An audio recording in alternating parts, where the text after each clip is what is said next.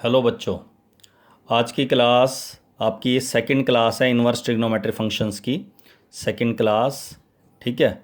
इस क्लास में मैं आपको कुछ क्वेश्चंस डिस्कस करूंगा इन्वर्स ट्रिग्नोमेट्रिक फंक्शन के। कौन कौन से क्वेश्चन है जी? जैसे मैंने लास्ट क्लास में आपको बताया था, दो कैटेगरी बनवाई थी मैंने आपको। एक -π/2 से +π/2, ठीक है, और दूसरी 0 से पाई। ठीक है।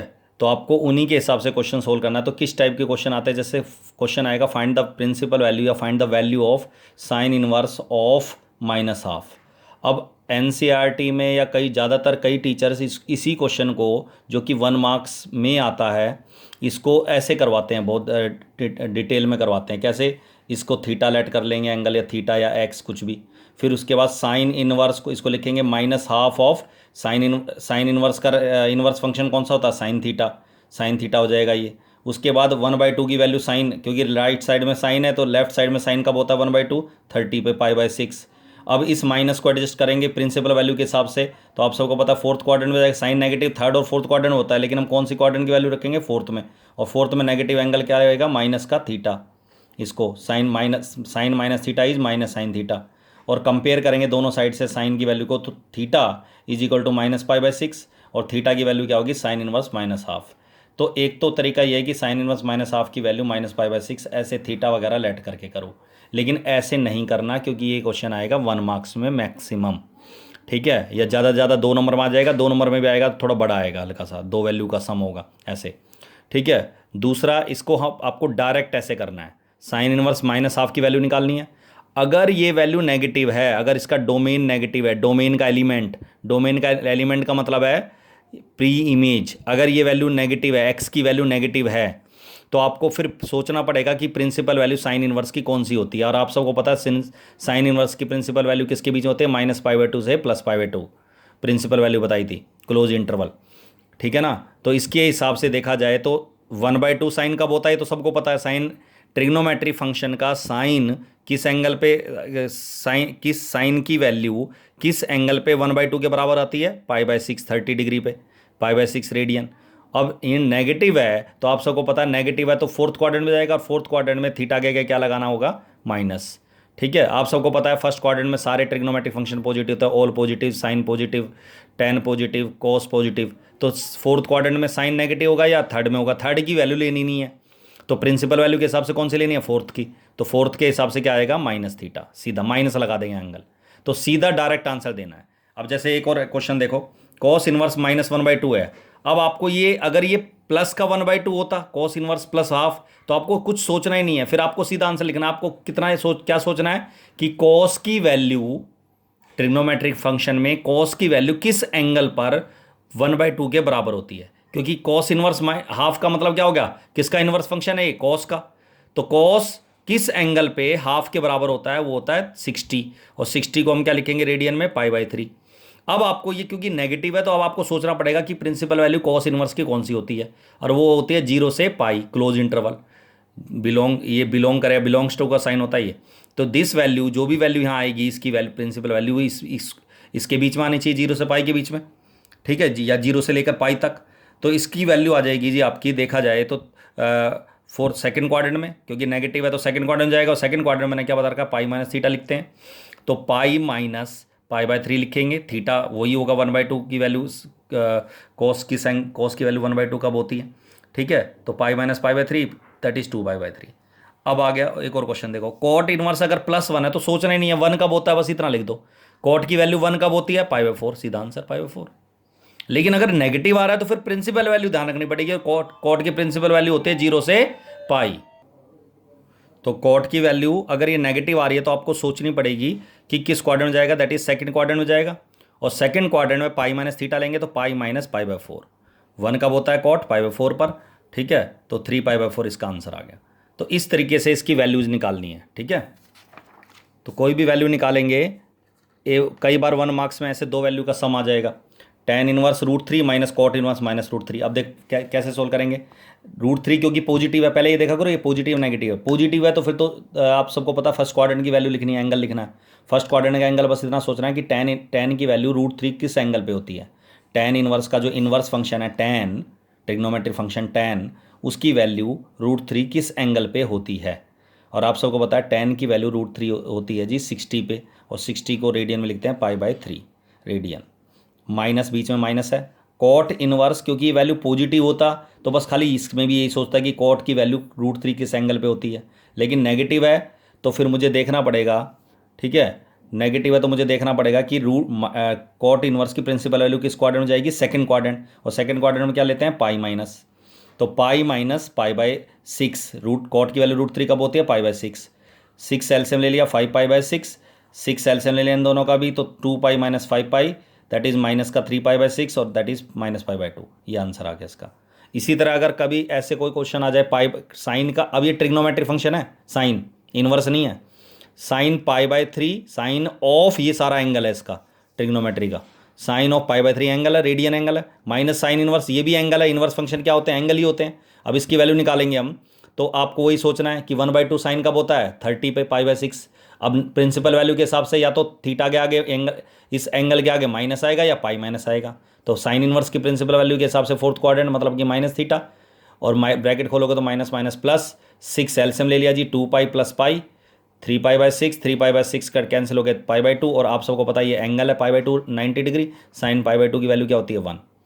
अब आता है जी नेक्स्ट क्वेश्चन tan इनवर्स। अब ये इनवर्स फंक्शन है, उसके अंदर है 2 साइन, ट्रिग्नोमेट्रिक फंक्शन है साइन, फिर उसके बाद उसका एंगल है साइन का एंगल है जी 2 cos इनवर्स √3/2। तो अंदर से स्टार्ट करेंगे, cos इनवर्स, अब ये √3/2 पॉजिटिव है, पॉजिटिव है तो फर्स्ट क्वाड्रेंट में बस इतना सोच लो कि cos की वैल्यू इस cos इनवर्स का जो ट्रिग्नोमेट्रिक फंक्शन होता है cos की वैल्यू √3/2 किस एंगल पे होती है, सबको पता है √3/2 होती है 30, क्यों साइन 60 होता है √3/2 और cos 30 होता है, 30 का मतलब π/6, 2 ऐसे कैसा 2 × π/6, 2 से 6 कैंसिल हो गया π/3।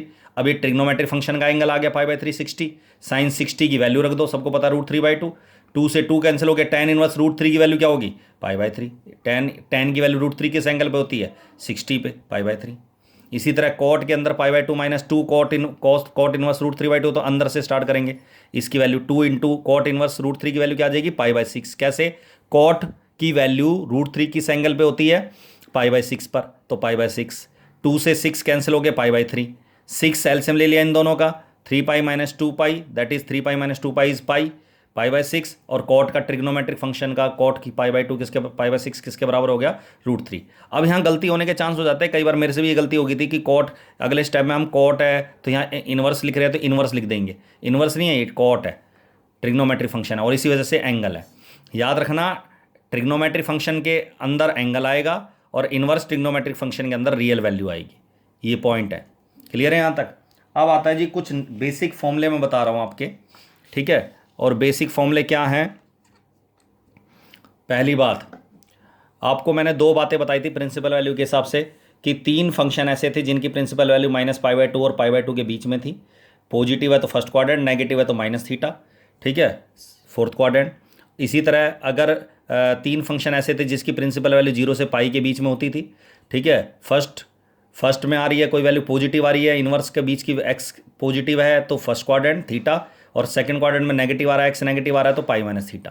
अब जैसे फॉर्मूले देखो, इन्हीं के हिसाब से बेसिक फॉर्मूले, ये 6 के 6 फंक्शन लिख दिए मैंने, इनके आगे x के आगे मैंने लगाया माइनस। अगर मुझे इस माइनस को हटाना है तो इनकी जो प्रिंसिपल वैल्यू है वो लिखनी है। जैसे साइन इनवर्स की प्रिंसिपल वैल्यू इस कैटेगरी में आती है -π/2 से π/2, तो अगर ये नेगेटिव है तो हम क्या लिखेंगे फोर्थ क्वाड्रेंट -θ, तो -θ, सबको पता है थीटा क्या होता है एंगल, और साइन इनवर्स ट्रिग्नोमेट्रिक फंक्शन भी क्या होता है एंगल, तो इसकी वैल्यू क्या आ जाएगी -sin इनवर्स x। हाँ, अगर x की वैल्यू पता होती 1/2 तो मैं 1/2 की एंगल लिख देता π/6, ठीक है, लेकिन मुझे x की वैल्यू नहीं पता क्या है तो x में ही लिखना है, लेकिन -π/6 आ जाएगा।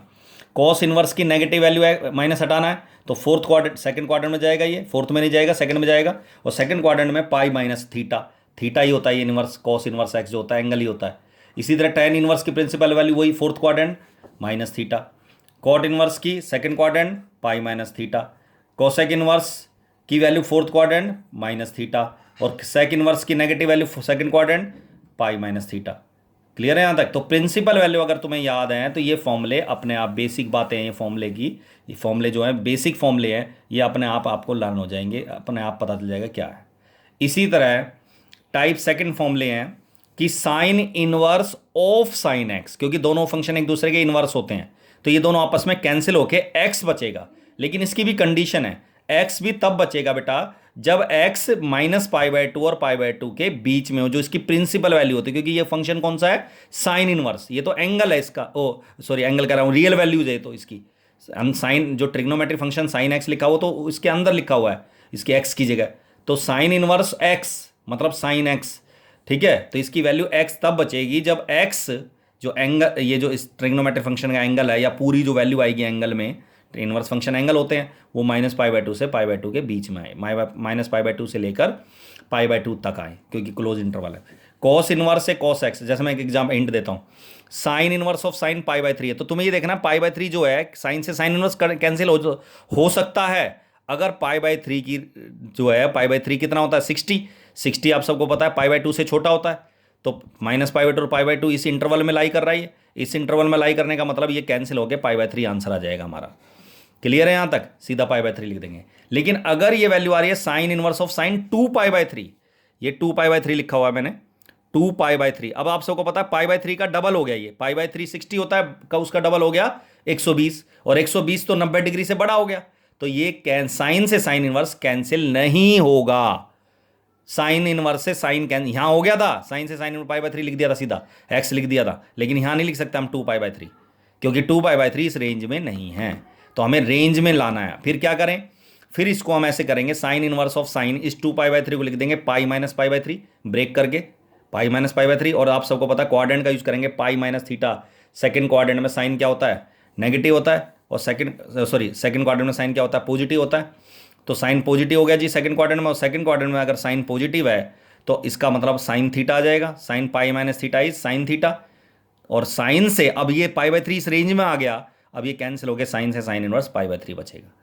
क्लियर है यहां तक। इसी तरह कॉस से कॉस इनवर्स से कॉस कैंसिल हो जाएगा, एक्स बचेगा अगर जीरो से, जो उसकी प्रिंसिपल वैल्यू 0 से पाई होती है कॉस इनवर्स की, उसकी रेंज में आएगा। तो अब जैसे अगर मैं कहूं कॉस इनवर्स से कॉस 2π/3 कैंसिल हो जाएगा, सोचो जरा, π/3 का डबल, π/3 60 होता है, 60 का डबल कितना होगा 120, और 120 क्या 100 इस रेंज में है, सबको पता है ये 0 है, 180 डिग्री है, तो 120 डिग्री इस रेंज में है, ठीक है, रेडियन में 2π/3 radian is in this interval, इस इंटरवल के बीच में ही है, तो ये कैंसिल होकर 2π/3 आंसर बच जाएगा। अगर यहां भी पाई रेडियन से बड़ा कोई एंगल यहां लिखता हूं मैं, जैसे 3π/2, ठीक है, तो फिर कैंसिल होकर 3π/2 नहीं बचेगा। क्लियर है यहां तक। tan inverse of tan x, x बचेगा, cot inverse of cot x, x बचेगा अगर x 0 से पाई के ओपन इंटरवल जो इसकी प्रिंसिपल वैल्यू है।